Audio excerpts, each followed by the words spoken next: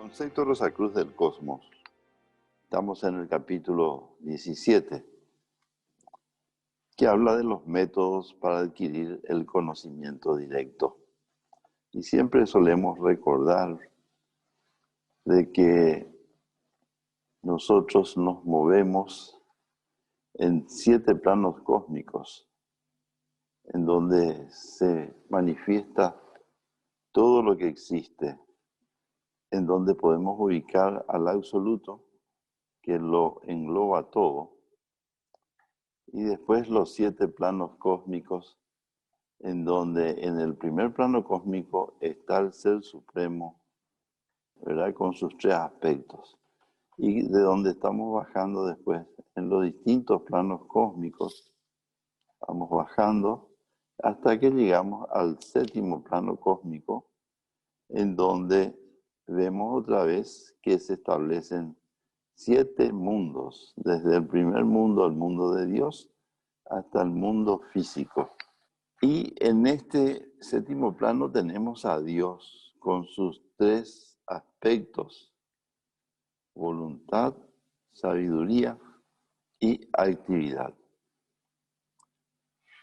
También acá vemos los 7 grandes días de manifestación, de los cuales ya hemos pasado 3 días, que llamamos periodo Saturno, solar, lunar, y estamos actualmente en el terrestre. Ya hemos pasado la mitad marciana, estamos actualmente en el globo D, que lo podemos ver ahí, y de estas épocas del globo D, estamos actualmente en la 5ª época. Dejamos atrás la polar, hiperbórea, lemúrica y atlante, y estamos en la época aria. Otra base de referencia que nos da la filosofía Rosacruz es la constitución décuple, en donde vemos lo que es el cuerpo, lo que es el espíritu inmortal y el alma que se va desarrollando. Acá tenemos las imágenes de nuestros distintos cuerpos que tienen que ir ajustándose para poder cumplir la voluntad del espíritu, la chispa divina que está en nosotros. Acá también vemos un ciclo de vida desde el nacimiento hasta la muerte y todo el proceso que se hace por los cielos, los mundos superiores, pasando por el purgatorio, luego al primer cielo, luego al segundo cielo, el tercer cielo, para volver nuevamente a un renacimiento, en donde tenemos los tiempos de 7 en 7 años, en donde van naciendo los distintos vehículos: nacimiento del cuerpo físico, nacimiento del cuerpo vital, cuerpo de deseos y el cuerpo mental. Acá vemos las distintas épocas de este globo D con las distintas razas, en donde, como decíamos, la 5ª raza es la que está ahora manifestada, la teutónica anglosajona. Y acá vemos rápidamente todo el proceso que viene para los siguientes grandes días de manifestación: el periodo de Júpiter, de Venus y de Vulcano. Y lo que va a ocurrir con la humanidad ordinaria. Hoy día los que tomen el sendero voluntario de las escuelas preparatorias, el sendero voluntario de preparación para la iniciación, podrán alcanzar los elevados niveles de conciencia. Pero la humanidad ordinaria que siga a su ritmo lento va a ir logrando, en el tiempo en que se den estas nuevas revoluciones, las iniciaciones. Tal es así que al terminar el periodo terrestre, en este punto, la humanidad ordinaria que acompaña lentamente va a alcanzar la primera iniciación, y las 3 siguientes se van a alcanzar en los periodos de Júpiter, Venus y de Vulcano, en donde se llegará, acá en este lugar, Vemos acá a la cuarta iniciación.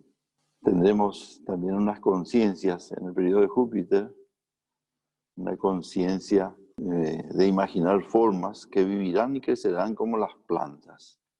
En el periodo de Venus vamos a tener también una conciencia que nos permitirá crear cosas vivientes y sensibles, con capacidad de crecer como los animales. Seremos semidioses y por último, en el periodo vulcano, tendremos la capacidad de crear criaturas que vivirán, crecerán, sentirán y pensarán como los hombres en este periodo, cuando alcancemos la conciencia de los hermanos mayores. Solemos decir que en este globo D, en este tiempo, podemos alcanzar esa elevada conciencia. Bueno, continuamos entonces con la ley de la asimilación. Y dice así: la ley de asimilación no permite que ninguna partícula entre a formar parte de nuestro cuerpo si nosotros, como espíritus, no la hemos dominado y sujetado a nosotros mismos. Se ve que las partículas que están en cada uno de los reinos, ya sea mineral, vegetal o animal, tienen distintas vibraciones, distintos niveles de conciencia.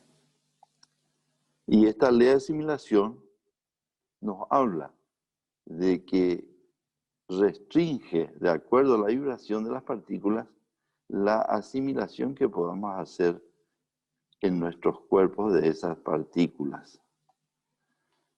Las fuerzas activas que están en eso son, como recordaremos, principalmente nuestros muertos, que ya han entrado en el cielo, que están allí aprendiendo a construir cuerpos para usarlos aquí, pero trabajan de acuerdo con ciertas leyes que no están en su poder tergiversar.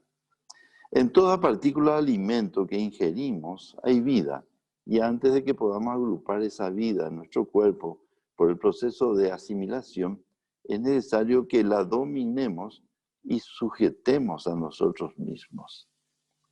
Estamos hablando nuevamente de las partículas que asimilamos con nuestra alimentación. En caso contrario, si no podemos asimilarla, doblegarla, no podría haber armonía en el cuerpo. Cada parte obraría independientemente, como lo hace cuando la vida coordinadora se retira del cuerpo. El espíritu humano, el triple espíritu, el ego, tiene que tener dominio sobre esas partículas que incorpora para que trabajen en armonía con los vehículos.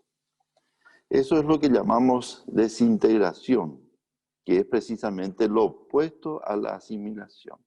Entonces, si tenemos dominio, nosotros podemos actuar y producir la asimilación. Caso contrario, se produce la desintegración y la eliminación del cuerpo. Cuanto más individualizada está la partícula que hay que asimilar, tanto mayor energía se requiere para digerirla también podría ser, y tanto menos tiempo permanecerá sin buscarle alguna salida para libertarse. Estamos hablando del dominio que el espíritu tiene que tener sobre esas partículas que asimila. Los seres humanos no están organizados de tal manera que puedan vivir de minerales sólidos solamente. Cuando una sustancia puramente mineral como la sal, por ejemplo, es ingerida, pasa a través del cuerpo dejando muy poca cosa tras sí, muy poca incorporación de energías y de componentes químicos. Estamos hablando del reino mineral incorporado directamente a nuestros vehículos. Pero lo poco que de ella queda dentro es de naturaleza peligrosa. Es una advertencia que hace Max Heiner. Y este concepto que estamos compartiendo acá de la concepción Rosacruz del Cosmos es única de Max Heiner, que nos refiere a través de su investigación mediante sus condiciones de iniciado y clarividente. Si fuera posible para el hombre el emplear los minerales como alimento, serían ideales debido a su estabilidad y a la poca energía que se necesita para dominarlos y subyugarlos a la vida del cuerpo. Pero hay una resistencia por el nivel vibratorio. Si fuera posible emplear así, asimilarlos con facilidad, sería lo ideal. Nos veríamos obligados a comer mucho menos en cantidad y también menos a menudo que lo que ahora lo hacemos. Nuestros laboratorios nos suministrarán alguna vez alimentos químicos de calidad tal que sobrepasarán a cualquier otro, con la ventaja que siempre estarán frescos. Una visión de futuro de Max Engel. El alimento obtenido de las plantas superiores y todavía más de los animales superiores de su reino es positivamente nauseabundo debido a la rapidez de su desintegración. Proceso normal de desintegración después de la muerte. Este proceso es producido por los esfuerzos hechos por las partículas individuales para liberarse del compuesto en conjunto. Acá vemos que procesos tan sorprendentes se producen en el cuerpo humano. Los esfuerzos que hacen esas pequeñas partículas individuales para liberarse del estado en conjunto. El reino vegetal es el próximo superior al mineral. Tiene una organización capaz de asimilar los compuestos minerales de la Tierra. Estamos en el periodo terrestre actual, ¿verdad? En este periodo terrestre, y vemos la ubicación de la humanidad actual, que fue pasando por distintos escalones y tipos de conciencia, desde la conciencia mineral que estoy marcando, pasando por la conciencia vegetal, la conciencia animal y actualmente la conciencia humana. Y de esta posición estamos viendo de que alimentarnos del reino mineral no es lo adecuado. Tampoco de los reinos inferiores inmediatos como el reino de los animales. Ahora, el próximo superior al mineral es el reino vegetal, que lo tenemos acá, que tiene una organización capaz de asimilar los compuestos minerales del reino inferior inmediato al vegetal y transformarlos. El hombre y el animal pueden asimilarse las plantas y obtener así los compuestos químicos necesarios para sustentar sus cuerpos. Y como la conciencia del reino vegetal es la de un sueño sin ensueño, no ofrece resistencia alguna. Entonces, la humanidad y los animales pueden alimentarse del reino inferior inmediato, los vegetales actuales. Se requiere poquísima energía para asimilar esas partículas y como tienen muy poca individualidad propia, la vida que anima a esas partículas no trata de escaparse de nuestro cuerpo tan pronto como la de los alimentos derivados de formas más desarrolladas, como el reino animal en este caso. Así que la fuerza que se obtiene de una dieta vegetal o frutal dura mucho más que la derivada de una dieta de carne. Y el alimento vegetal ingerido no hay que reponerlo con tanta frecuencia dando más energía proporcionalmente, puesto que se necesita menos energía para asimilárselo. El alimento obtenido de cuerpos animales se compone de partículas que han sido trabajadas e interpenetradas por un cuerpo de deseos individual y se han individualizado así en tal extensión que es mucho mayor que la de las partículas vegetales. Vemos acá la posición de la oleada humana y vemos la posición de la oleada animal. Y notamos en esta zona que ya posee cuerpo de deseos del animal y que trabaja en las tres regiones inferiores del cuerpo de deseo. Entonces, como nos dice la lección, ese cuerpo de deseo individual va individualizando las partículas, los componentes de su cuerpo, lo que hace muy difícil asimilar con facilidad y fijar esa asimilación en el ser humano. Hay un alma individual en cada célula, la que es compenetrada por las pasiones y los deseos del animal. Y se necesita una energía considerable para dominarla en primer lugar para que pueda ser asimilada. Pero sin embargo nunca queda completamente incorporada al cuerpo como los constituyentes de la planta, que no tienen esa tendencia individual tan fuerte. El resultado es que el carnívoro necesita comer una cantidad mayor de alimento que el frugívoro y además debe comer con más frecuencia.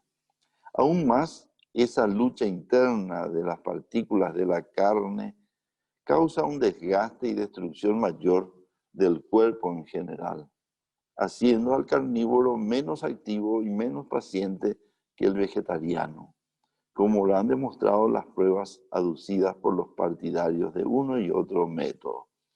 Acá tenemos una ayuda porque en el sendero espiritual tenemos que ir adquiriendo el dominio de nosotros mismos.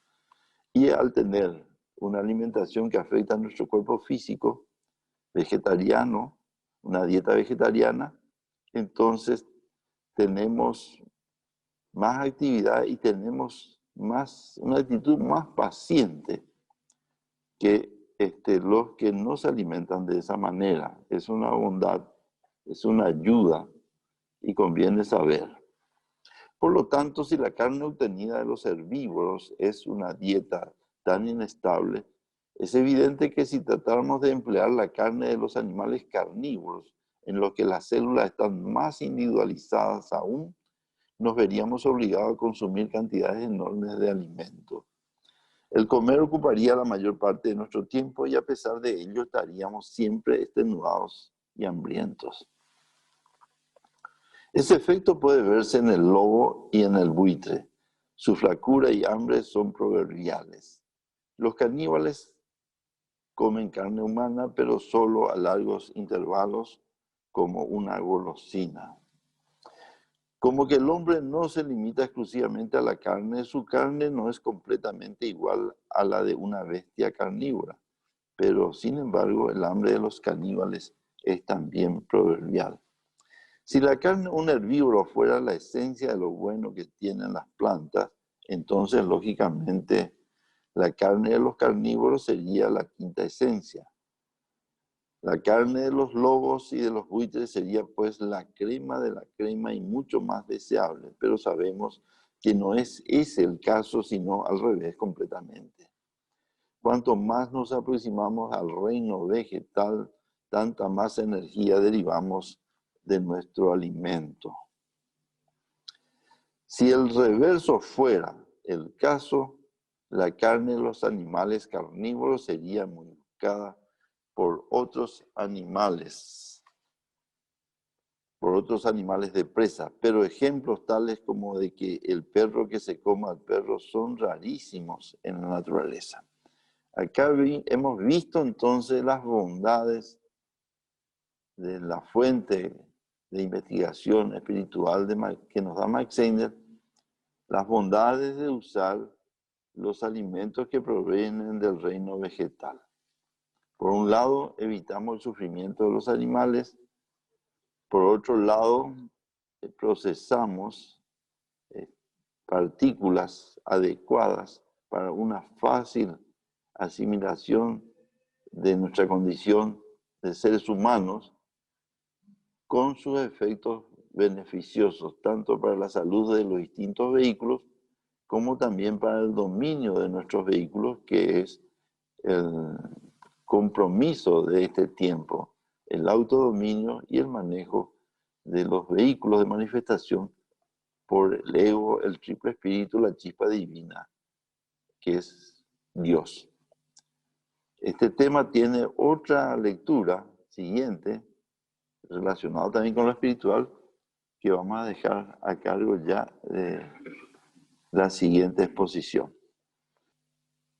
Queridos hermanos, continuando entonces con esta maravillosa lección de este capítulo 17 que habla sobre el método para adquirir el conocimiento directo.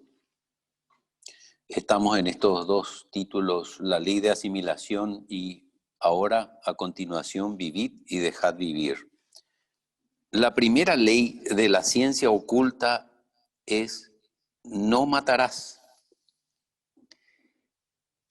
Y esto debe tenerlo muy en cuenta el aspirante a la vida superior. No podemos crear ni siquiera una partícula de barro y por lo tanto no tenemos derecho a destruir ni la más mínima forma. Fíjense el contenido de esta primera frase, de este primer párrafo de este título, ¿verdad?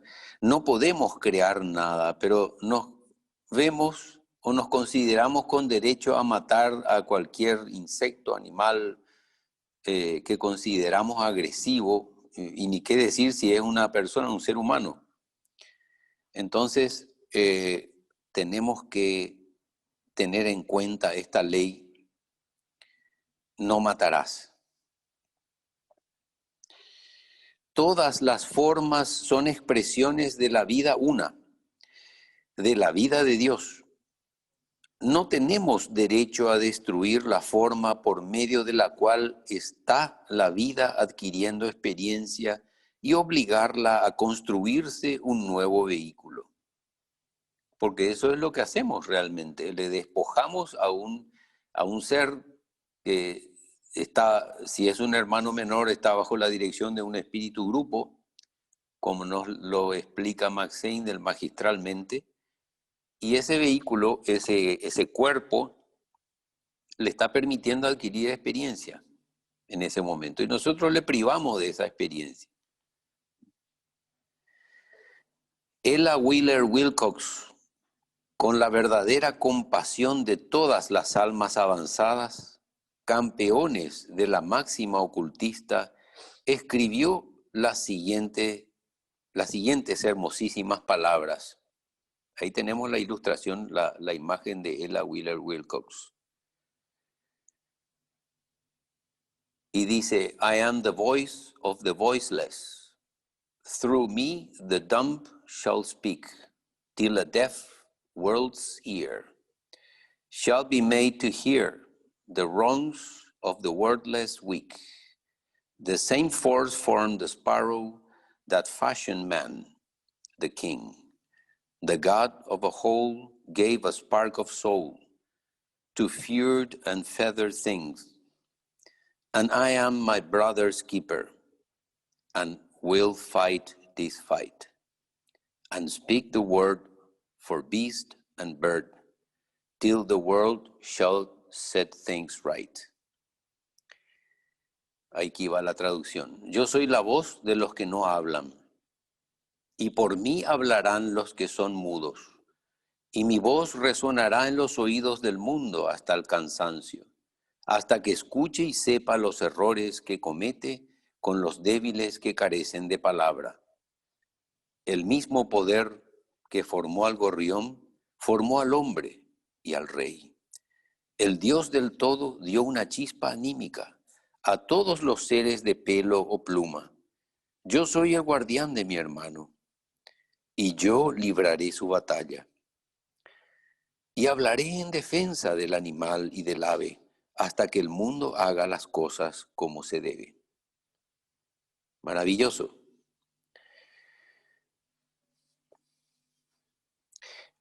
Algunas veces se objeta que también tomamos la vida cuando comemos vegetales y frutas. Pero esta objeción está basada sobre una malentendida comprensión de los hechos. Cuando la fruta está madura, ya ha realizado su propósito, que es como matriz para la simiente. Si no se come, se pudre y pierde.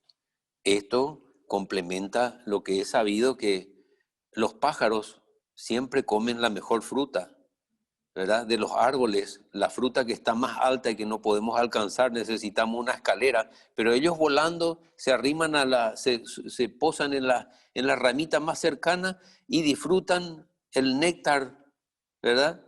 De la fruta más rica, la que le da más el sol. ¿Mm? Y después, ¿qué hacen? Transportan en su pico, muchas veces sin querer, las semillas y la dispersan a otro lado y entonces comienzan a crecer plantas de esa misma especie en los alrededores. Entonces sirven de medio para que esas semillas, esas simientes puedan seguir, digamos, procreando y manteniendo la especie. Además, está destinada a servir de alimento del animal y al hombre, proporcionando así a la simiente una oportunidad para crecer al caer en un suelo fértil. Además, de igual manera que el óvulo y el semen de los seres humanos es estéril sin el átomo simiente del ego reencarnante y sin la matriz del cuerpo vital, así también cualquier huevo o semilla en sí misma está desprovista de vida.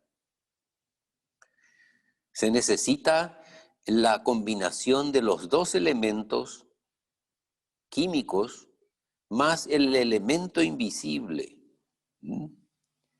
Es el que le va a dar la unión, ¿sí? Fíjense, ese átomo simiente del ego reencarnante o digamos, de los seres, de los espíritus grupos que les proveen a los animales para que pueda continuar y pueda crear una vida distinta, separada de la madre. Si se le proporcionan las condiciones necesarias de incubación o tierra, la vida del espíritu grupo entra en ella, aprovechando así la oportunidad para asegurarse la producción de un cuerpo denso. Si al huevo o se le aplasta, se cocinan o no se les proporcionan las condiciones necesarias para la vida, la oportunidad se pierde y eso es todo.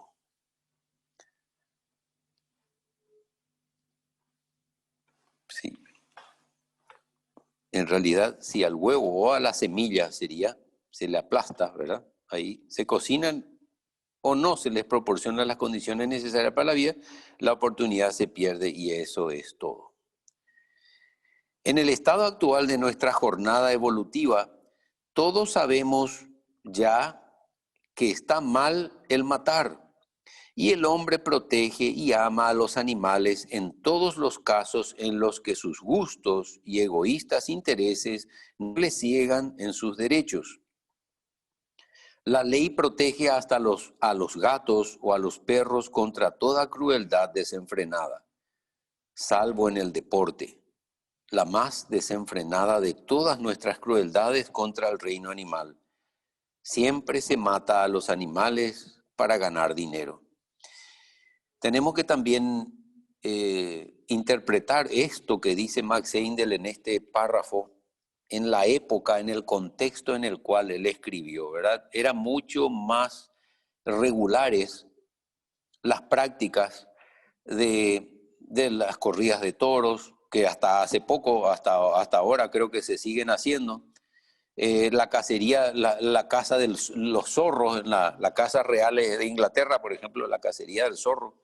Un pequeño animal que es, digamos, vamos a decir, martirizado, ¿verdad? Perseguido, con caballos, con indumentaria, con perros, ¿verdad? Ni qué decir la cacería de cualquier tipo. Pero los devotos del deporte matan a esas pobres criaturas indefensas con el solo objeto de crear una falsa idea de sus proezas cinegéticas. Es muy difícil de comprender cómo ciertas personas que parecen ser sanas y cariñosas puedan durante un momento desprenderse de todos sus instintos caballerescos y saciar su salvaje sed de sangre, matando para satisfacer su lujuria de sangre y gozar en la destrucción. Esto, digamos, obviamente que si, digamos, pasamos las páginas de la historia que conocemos, lo que conocemos como historia, para atrás, vamos a ver inmediatamente en todos los escenarios públicos de la antigüedad. Por ejemplo, lo que me viene a la mente ahora es el famoso Coliseo romano, ¿verdad? En donde la gente, el público iba a presenciar la pelea entre dos gladiadores, por ejemplo, y uno de los dos tenía que morir, sí o sí, ¿verdad? O los dos, y dependía de si el emperador o el público daba el pulgar hacia abajo o hacia arriba, y constituía una diversión. Y eso poco a poco fue depurándose hasta que hoy en día tengo entendido que hasta en los países que, que usaban o que utilizan hasta ahora la corrida de toros, digamos que en forma turística y también por herencia acá en los países de América del Sur, las corridas de toros que fueron bastante populares en tiempos anteriores, van siendo dejadas de lado, si bien sabemos que atraen a muchos turistas, porque la gente que viene de otras partes del mundo quiere ver lo típico, ¿verdad? Pero si ven lo típico en algo que es, digamos, deleznable, como el matar a un animal por diversión, entonces la gente, el pueblo, la humanidad se va dando cuenta de que cada vez es menos grato, es menos, no hay diversión en ello, al contrario, ¿verdad? Como dijo en los párrafos anteriores la lección, cada vez estamos protegiendo y hoy por hoy en el mundo en que vivimos, los animales de la calle, los gatos, ¿verdad? Los animales domésticos que van sintiendo y están recibiendo unas lecciones más específicas y se van volviendo, se van humanizando de a poco, ¿verdad? Ello es ciertamente una regresión a los más inferiores instintos salvajes y nunca puede dignificarse absolutamente y ser considerado como superior, entre comillas, aun cuando sea practicado y defendido por las naciones más poderosas y en otro sentido humanas. O sea, no hay justificativo para esas prácticas, aunque el país en donde se realizan se llame del primer mundo o más adelantado, etcétera, etcétera. ¿Cuánto más hermoso no sería para el hombre el juzgar su papel de amigo y protector del débil? Perdón. ¿A quién no le agrada visitar el Parque Central de Nueva York y acariciar y dar de comer a los centenares de ardillas que corren de un lado para otro, teniendo la seguridad de que no serán molestadas? ¿Y quién no se alegra al ver el letrero que dice, se matará a todo perro que se encuentre persiguiendo a las ardillas? Esto es duro para los perros, pero es una evidencia del creciente sentimiento de favorecer y proteger al débil contra la fuerza irracional y egoísta del fuerte. Nada se dice en aquel letrero sobre si las ardillas pudieran ser molestadas por los hombres, porque eso sería imposible. Tan fuerte es la influencia de la confianza de los pequeños y alegres animalitos en la bondad del hombre, que éste no la violaría. Me trae a la mente estos relatos que una vez leí, no sé en qué parte del mundo, en el Caribe o en África o no sé en qué parte, habla de que los caimanes abren sus fauces, ¿verdad? Y mantienen abiertas y vienen unos pájaros y entran y son como unos escarbadientes, ¿verdad? Toda la comida que quedó entre los dientes y que el caimán o el cocodrilo no puede deshacerse, entonces le permite a ese pájaro que venga y limpie y se alimenta de paso el pájaro y después sale, pero no lo come. Porque el caimán podría darle un cierre de mandíbula y lo engulle, ¿verdad? Entonces esto le permite que los dientes queden limpios y de paso este pequeño pájaro se alimenta y entonces mantienen en una comunión armoniosa un poderoso caimán con un débil, ¿verdad?, gorrión o pequeño pájaro. Eso es un ejemplo también, ¿verdad?, de esto que acaba de relatar. Es muy importante todo esto del vivir y dejar vivir, ¿verdad? Cuando la gente argumenta en contra de la dieta vegetariana y dice, no, pero vos comes carne, yo como carne, pero yo no le mato al animal. Y dice Max Heindel que es peor aún eso, que cuando alguien faena al animal y lo come. Entonces, estamos permitiendo que otro realice la tarea sucia, por decir así, y nosotros nos alimentamos de ese proceso. Y acá hay algo también importante en la meditación que realizamos todos los días, y es que a un carnívoro, con todo el respeto que se merecen, ¿verdad? No estamos avasallando ni mucho menos, sino es nada más que un tema de meditación. Si se le pregunta si querría ir a ver el momento en que los animales son ejecutados, y en realidad yo he experimentado eso y muy pocas personas se animan a ir a ver, ¿verdad? No, yo no puedo, ¿verdad? Pero sin embargo están dispuestas a ir a comer ese alimento, ¿verdad? El producto de ese sufrimiento, porque esas vibraciones de temor que siente el animal antes de ser ejecutado, impregna todo su cuerpo, impregna toda la carne que va a ser después ingerida por la gente que va a comer. Entonces, es muy importante que tengamos presente ese tipo de cuestiones. En cambio, la planta no tiene cuerpo de deseos, como explicó el hermano. No tiene cuerpo de deseos, ¿verdad? La planta, digamos, es como cuando nosotros como humanidad evolucionante teníamos el estado de conciencia de lo que hoy conocemos como plantas. Nos sentíamos cuando moríamos, cuando pasábamos al otro lado del velo, era como una cosa natural. Era como cuando vamos a dormir y a la mañana siguiente nos levantamos y estamos en el nuevo día. Entonces, todas esas cosas son maravillosas que nos ayudan y nos van a ayudar a comprender un poquitito más. Y lo importante de todo esto es tener el más absoluto e irrestricto respeto por todas las personas. Fíjense que acá Max Heindel no nos dice ustedes deben ser vegetarianos. Nos recomienda. Nosotros, con nuestro fuero interno, con nuestro juicio interno, debemos decidir de acuerdo a lo que nos enseña. Y esa decisión debe ser individual, interior, espiritual.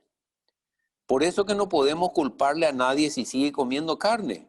Es su intención y no podemos condenar a nadie, porque esto es libre. En ningún momento nos han dicho, no, si comes carne no podés pertenecer a la fraternidad. Si seguimos comiendo carne es un obstáculo para el crecimiento espiritual, pero eso no implica que no podamos seguir viniendo a la fraternidad, asistiendo a las reuniones, opinando, etcétera, etcétera, etcétera. ¿Ya? Entonces, tomemos en cuenta estas condiciones que son fundamentales y sobre todo porque Max Heindel de la mano y de una manera tan armoniosa, tan perfecta, nos enseña, nos lleva de la mano y nos indica, nos cuenta las condiciones favorables, ¿verdad?, de una dieta vegetariana. Por eso tenemos que tratar de seguir, si podemos, si es que nos convencemos a nosotros mismos, si es que eso está de acuerdo con nuestro nivel evolutivo, No podemos forzar. Tenemos que hacer lo que sentimos. Nos cuentan y eso que nos cuentan o lo que leemos puede influir como puede que no. Entonces eso tenemos que respetar en forma irrestricta.